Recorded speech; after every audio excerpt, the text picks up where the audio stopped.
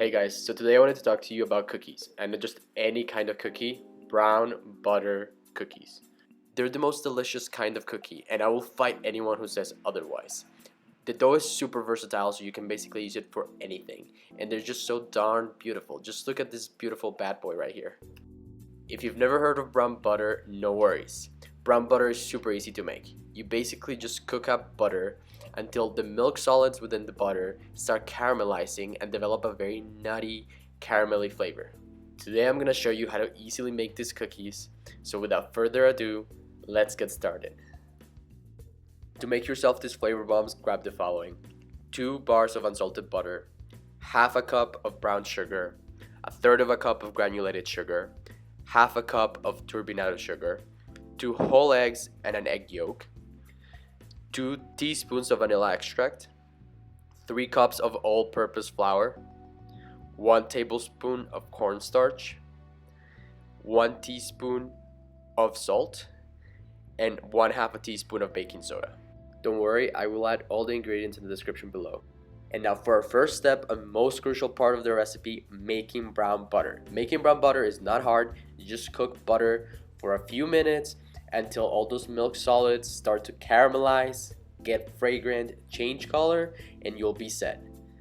Just as a tip, your bubbles will go from large water bubbles to smaller bubbles, and that's when you know that most of the water has been evaporated. That's when the caramelization quickly starts. This is what your milk solids should look like. As you can see, they're starting to caramelize and they have a nice amber color. Once you start seeing those brown flecks and start smelling them, keep a close eye on the butter because it can very quickly go from brown butter to burnt butter. It won't take much longer after that. You just want to get to an amber color that's a little bit lighter than the one you see here, because the heat in the butter will actually keep cooking the milk solids after you take it off the heat. For an incredibly flavorful cookie, you should be able to get a good amount of caramelized milk solids. Now let's talk about sugar. In this recipe we have 3 different types of sugar: turbinado sugar, brown sugar, and regular white granulated sugar. They will all contribute to the delicious texture and flavor of this recipe. If you want to know more about the sugars and how they change the taste and texture of the recipe, let me know. Now let's put it all together.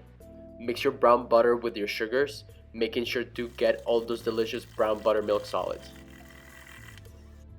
Now let's whisk in the eggs. This will incorporate a lot of air in your mixture and it will look a lot lighter.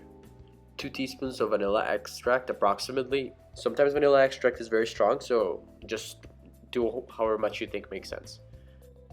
Fold in the dry ingredients, make sure you fold and not aggressively whisk because you don't want to lose a lot of that air that you created when whisking the eggs. And that's it. After this step, you'll be done with your dough. And now for the obligatory taste test.